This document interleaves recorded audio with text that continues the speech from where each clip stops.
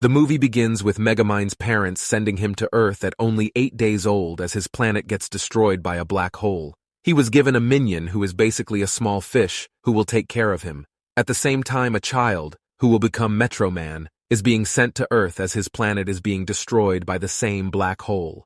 Megamind lands at the prison for the criminally gifted in Metro City because Metroman's space pod deflected him away just as he was about to land in a home belonging to a rich family. Megamind and Metroman attend the same school, where Metroman is adored by his peers, while Megamind is relentlessly bullied. His actions always end up being deemed as bad, so he always gets punished while Metroman gets a star. Feeling neglected and envious of Metroman's popularity, Megamind decides to become a supervillain, with his piranha-like sidekick Minion by his side. As an adult, Megamind continues to battle Metroman for control of the city, but his attempts are always unsuccessful. At the grand opening of the Metroman Museum, Roxanne Ritchie is reporting on the importance of the event while being filmed by her cameraman, Hal. Hal has a crush on Roxanne, but she isn't interested. Minion sends a watch to the prison for the criminally gifted that has the ability to create a hologram, basically making a person look like someone else. The warden of the prison, who is unaware of what the watch can do, likes the watch and decides to keep it. The watch then creates a hologram, making the warden look like Megamind. The prison guards, thinking Megamind escaped, lock up the warden. Megamind uses the opportunity to actually escape. Minion kidnaps Ritchie as the plan is to use her to lure Metroman to an abandoned observatory where he plans to kill him with a sun-powered death ray. After entering the observatory where Metroman thought Megamind was keeping Ritchie, Metroman realizes he has been tricked and is trapped. Metroman later collapses, citing the copper-lined observatory roof as the reason for his weakened powers. In the end, Megamind succeeds in destroying his archenemy, and he takes over the city, living the life of a criminal mastermind. However, he soon realizes that his life has lost its purpose without a hero to fight. While attempting to forget about Metroman, Megamind blows up the museum dedicated to him. He hears Roxanne, who is also there, and tries to run away from her because he is dressed in pajamas. While trying to avoid being seen by Roxanne, he runs into a curator named Bernard. Megamind disguises himself as Bernard, dehydrating the real curator into a small cube. During their conversation, Roxanne inadvertently inspires Megamind to create a new hero to fight. He perfects the formula using Metroman's DNA. When Roxanne breaks into Megamind's lair to uncover his plans for the city, they fight over a syringe gun containing the serum, which accidentally injects into Hal. While Minion believes that this is an accident, and Megamind should defuse Hal, Megamind believes that this did not happen by chance, and Hal is the right person to be the new hero. Megamind also ends up falling in love with Roxanne and begins dating her while disguised as Bernard, sharing his own past with her. Using a hologram to disguise himself as Hal's space dad, Megamind offers to train Hal as a superhero. Hal sees this as an opportunity to pursue Roxanne and accepts the offer, adopting the name Titan. During the training, Megamind, disguised as Hal's space dad, sees how evil Hal would be as a hero, as Hal, without remorse, melts a Megamind dummy with his laser beam.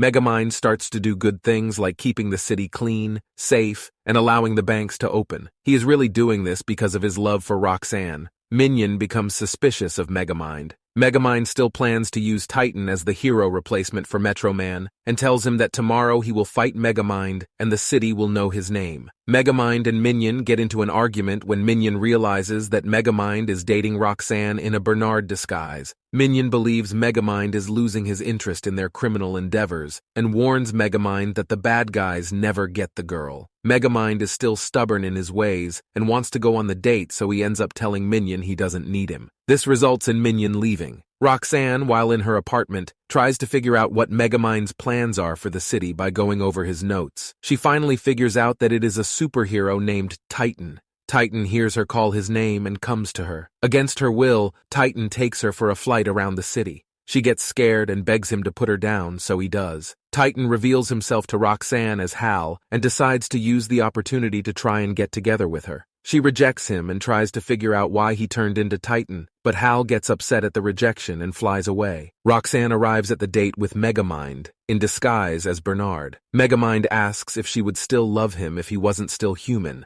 and Roxanne, not fully understanding what he meant, says yes. Megamind starts second-guessing whether he should still be a villain, as he is finding life with Roxanne more meaningful. While kissing, Roxanne's hand touches Megamind's watch, and the disguise goes away, revealing to everyone that Megamind is in the restaurant. Megamind hopelessly tries to cover it up by desperately trying to turn back into Bernard. Roxanne, already aware of this trick, runs away while Megamind chases after her, trying to convince her to come back to him.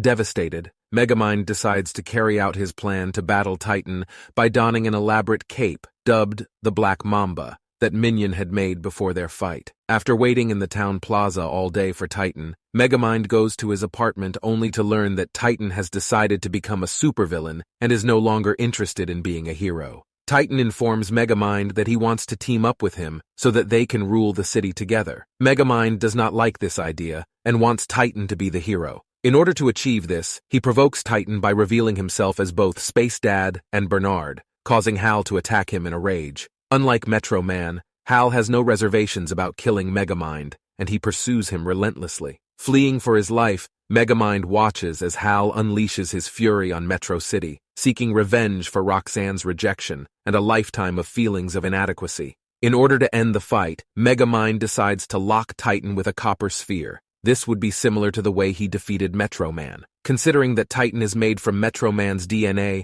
Megamind is convinced that he won. He became quite shocked when he realized that he could easily escape from it. This confusion leads Megamind and Roxanne to investigate Metroman's old hideout, believing he may still be alive. This hideout just happens to be the school they both attended as children. While there, they discover that Metroman is still alive and had faked his death, including his weakness to copper, in order to retire as a superhero. He confesses that he realized he had never made a choice for himself, but had always lived his life based on social expectations. He actually wanted to be a musician. Roxanne and Megamind urge Metroman to fight Titan, but he refuses, stating that it took a long time for him to find his calling, and now Megamind should find his.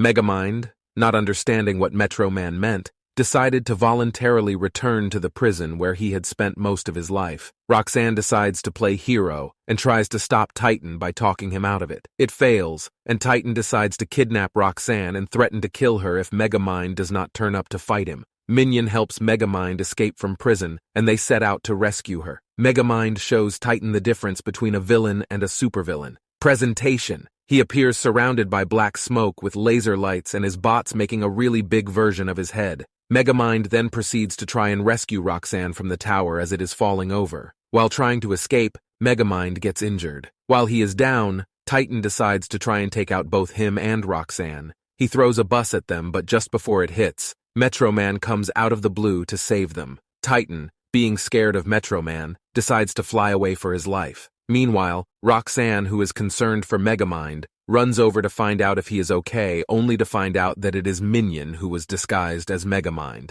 Minion then reveals that Metroman is actually Megamind in disguise. Meanwhile, the fake Metroman is able to chase Titan out of the city. He then changes to Megamind, and Titan comes back revealing that he knows that Megamind was disguised as Metroman because he called the city Metrocity, which is something only he does. The fight resumes, but it isn't really a fight as Titan has the upper hand the whole time. Megamind then learns that his invisible car is nearby with his diffuser gun in it. He then gets thrown in the air with his gun, and while falling back down, he decides that instead of accepting defeat, he is going to win. Using his ability to turn people into cubes and then back again using water, he teleports in front of Titan, catching the diffuser gun and shoots, turning Titan back to normal. Minion almost dies, but thankfully Megamind throws him into the fountain, saving his life. Megamind celebrates his first ever victory with Roxanne. Hal is locked up in Megamind's old prison cell, while Megamind is hailed as Metro City's new protector. Roxanne finally accepts Megamind, and he finds contentment in his new role as a hero. Meanwhile, a disguised Metroman silently applauds Megamind's success.